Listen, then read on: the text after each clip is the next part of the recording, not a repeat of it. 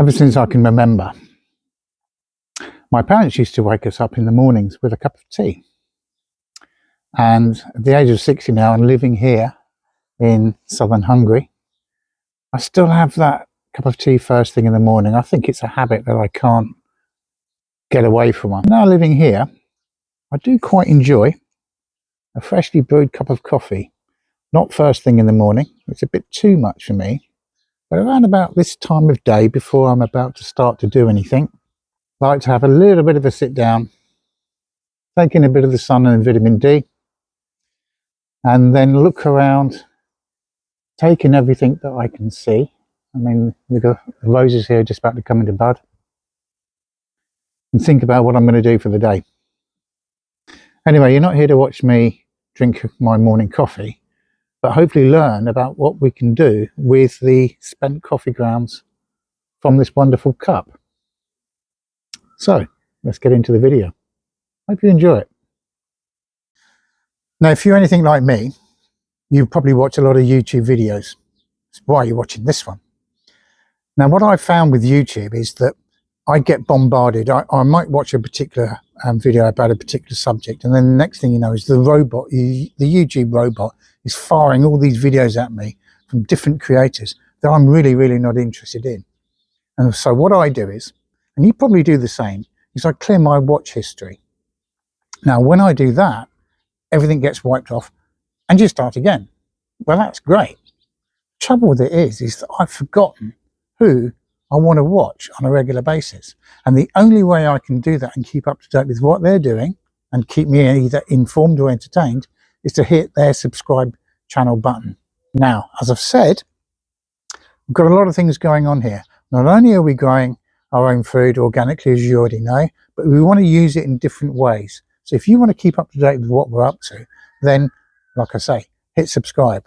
If you subscribe to the channel, more and more people get to see what we're up to here, and therefore it can be shared a lot easier. So, like I say, if you want to subscribe, then great, I really would appreciate it. And if you don't want to subscribe, but you do like any of the videos that you watch, giving us a thumbs up also helps. Thanks very much. Now let's get back to the video. Many of us need a cup of coffee to start the day. We can't function without it. But what about our gardens? Can they benefit from our coffee addiction? Well, it turns out they can. Used coffee grounds are like a magic potion for plants, packed with nutrients they crave. Think about it. Those coffee grounds, full of the goodness extracted from the beans, are like a concentrated dose of plant food. Just like we feel more energized after a cup of coffee, our gardens can get a boost from these recycled grounds. So next time you brew a pot, don't throw away those precious grounds. They're not garbage, they're garden gold.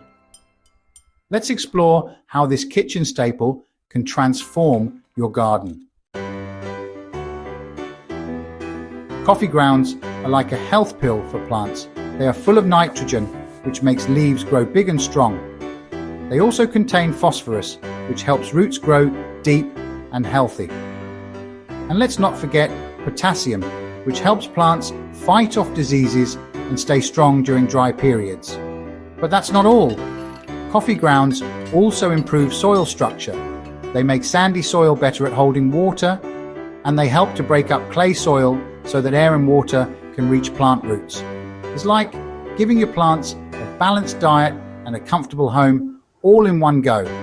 Just remember, a little goes a long way. Worms love coffee. They can't get enough of those spent grounds. Adding coffee grounds to your compost bin is like putting out a buffet for these little helpers. Worms break down organic matter in the compost, turning your kitchen scraps into rich, fertile soil. Coffee grounds give them an energy boost to do their job even better, plus the slightly acidic nature of coffee grounds helps create the perfect environment for beneficial microbes to thrive in the compost. It's a win-win situation. Coffee caution, too much of a good thing? While coffee grounds are fantastic for the garden, too much of them can be a problem. Think of it like this. You wouldn't want to drink coffee all day long, would you? Too many coffee grounds in the soil can make it too acidic for some plants.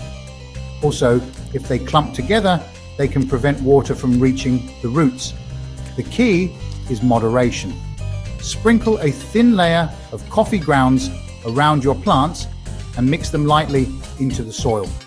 Remember, we want to give our plants a boost, not overwhelm them. Coffee in the garden, tips and tricks. Here are some handy tips for using coffee grounds in your garden. Mix them with dry leaves or shredded paper before adding them to your compost to keep things balanced. Sprinkle a handful around the base of your roses or blueberries. They love the slightly acidic environment. Don't add coffee grounds to seedlings or very young plants.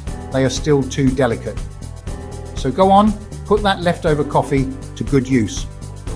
For us here, we add them to the composting process as it is much easier. Do you use coffee grounds? Let us know below, and thanks for watching this video on how to use coffee grounds.